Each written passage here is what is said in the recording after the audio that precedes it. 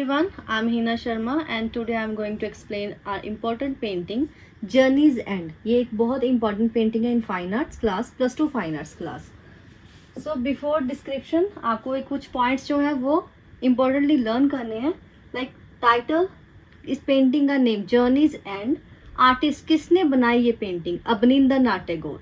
Medium, artist used watercolor and paper for this purpose. Medium 1937 AD में ये बनाई गई थी painting and artist use tempera and wash technique for this painting.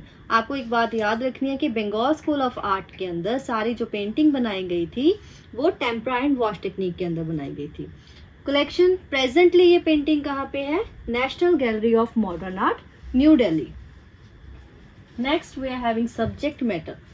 This painting shows a tired and overloaded camel on the edge of death. अब इस painting में जो है कैमल को कैसे दिखाया गया? पूरी एक लॉन्ग जर्नी के बाद उसको थका हारा द एज ऑफ डेथ के ऊपर दिखाया गया उसको. ठीक है.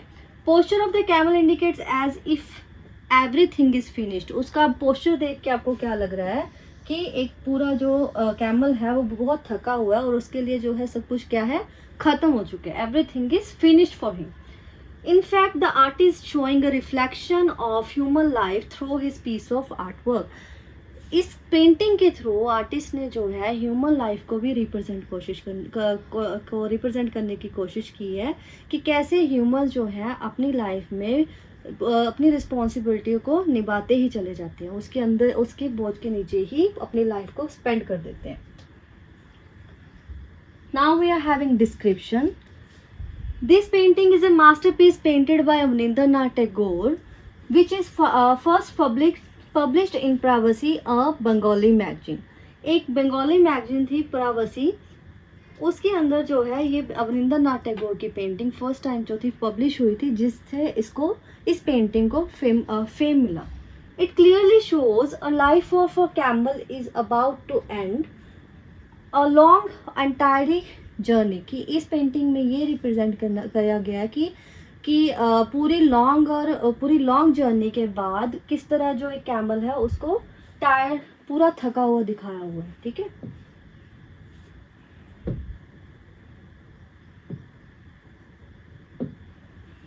Description. Next, the temperament of and suffering of the weak and tired, hungry and thirsty camel has been shown. He is listless, that means spiritless, जिसमें जान ही नहीं है. एक जो कैमल है उसको कैसे दिखाया गया? भूखा प्यासा, वीक. ठीक है, जिसकी बॉडी में जान ही नहीं है. By his half open eyes as journeys and.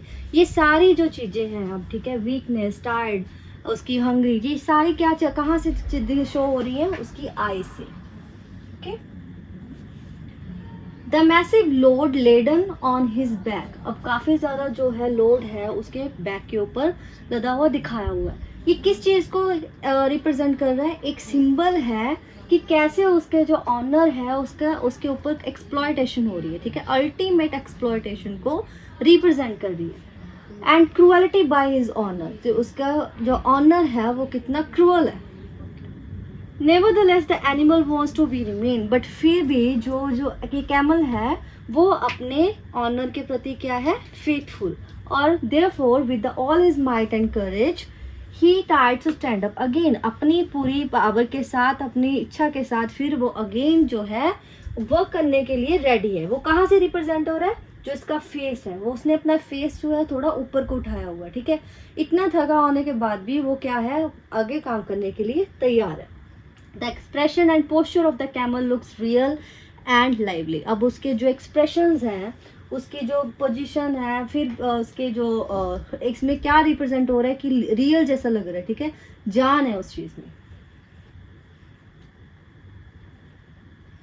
The camel has been painted with yellow, brown and massive load laden on his back, tied the cord shown by proper combination of blue, black, brown and yellow colour. अब जो ये camel है उसको कैसे represent किया गया? कौन से कलर्स के साथ? येलो एंड ब्राउन कलर के साथ. और जो इसकी कोट, जो ये रस्सियां हैं, उसको किस चीज़ के साथ? कॉम्बिनेशन के साथ प्रॉपर रिप्रेजेंट किया हुआ विद ब्लू, ब्लैक और ब्राउन और येलो कलर के साथ. ठीक है, जिसको ये पूरे उसका जो सामान है उसके साथ उसको बांधा हुआ है. उट कोड्स, रस्सियों की बात कर रही है. The tint of blue, tint क्या होता है, जब ब्लू के अंदर व्हाइट कलर को मिक्स कर देते हैं तो वो ब्लू टिंट में कन्वर्ट हो जाता है, ठीक है। The tint of blue has also shown stone where the camel is about to fall down with its knees folded. यहाँ पे जो है कैमल के जो नीज को फोल्ड किया वो दिखाया गया, और यहाँ पे क्या कौन सी टोन देने की कोशिश की है आर्टिस्ट ने, ब्लू टिंट, ठीक है, जिसको स्टोन्स को उस कलर में रिप्रेजेंट किया हुआ है। इन द बैकग्राउंड, अब बैकग्राउंड में कौन सा कलर हुआ किया हुआ है, artist use red, yellow and brown colour, ठीक है।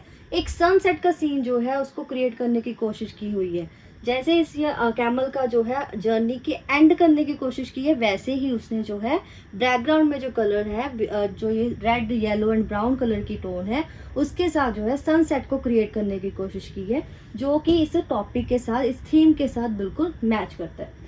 Selection of the colour is in harmony with the subject. अब जो है इसके सब्जेक्ट है उसी चीज को जो है बैकग्राउंड के साथ और कलर के साथ जो है बिल्कुल मैच करता हुआ दिखाई दे रहा है। Through this painting artist has टाइड awaken human sensation as mercy and sympathy in the mind of spectators towards their pets. अब इस पेंटिंग के जरिए क्या मतलब, क्या रिप्रेजेंट करना चाहता है आर्टिस्ट, कि उनको अपने पेट्स के प्रति क्या है, एक दया की भावना जो है, कोई सिंपैथी है जो उनके मन में होनी चाहिए, ठीक है, इतना क्रूअल नहीं बनना चाहिए।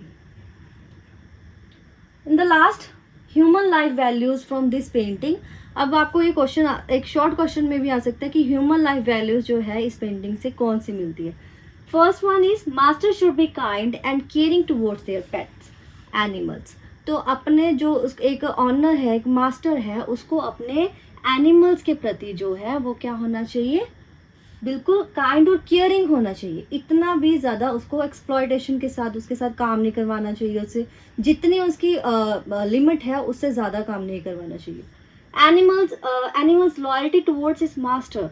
अब इसका और पेंटिंग का और भी क्या एक वैल्यू है कि एनिमल्स जो है वो अपने ऑनर के प्रति कितने लॉयल होते हैं। Thank you.